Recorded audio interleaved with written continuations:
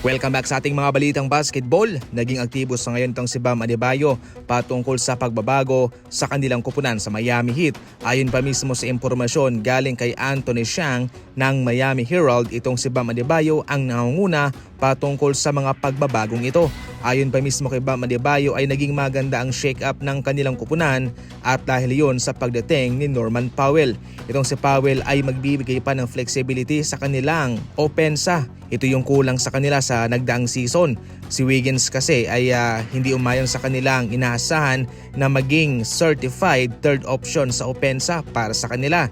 Ngayon itong si Powell malaking tulong to dahil sa kanyang career ay meron siyang 21 points career high. Sa Clippers naman meron siyang 21 points per game at yung kanyang shooting sa 3-point line ay 40%. Sa field naman ay 48%. Para kay Bam Adebayo, tiwala siya na kahit papano ay magkakaroon sila ng totoong shot sa playoff ngayon.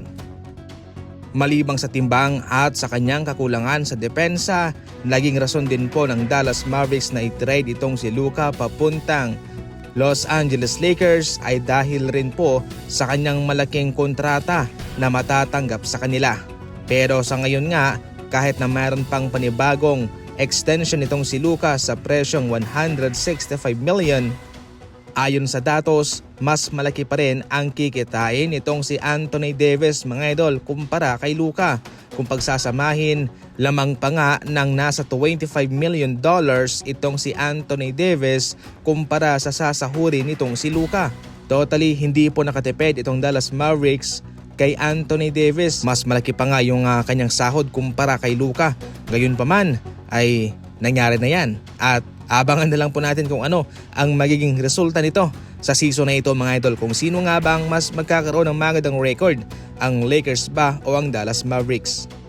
Pinag-usapan natin sa ating nagdaang video na ang Kings ay nagbigay pa ng kanilang panghuling offer sa Warriors na sina Malik Monk at yung kanilang 2030 lottery first round pick. Ngayon ang tanong, pwede nga bang sumugal itong Golden State Warriors kay Malik Monk?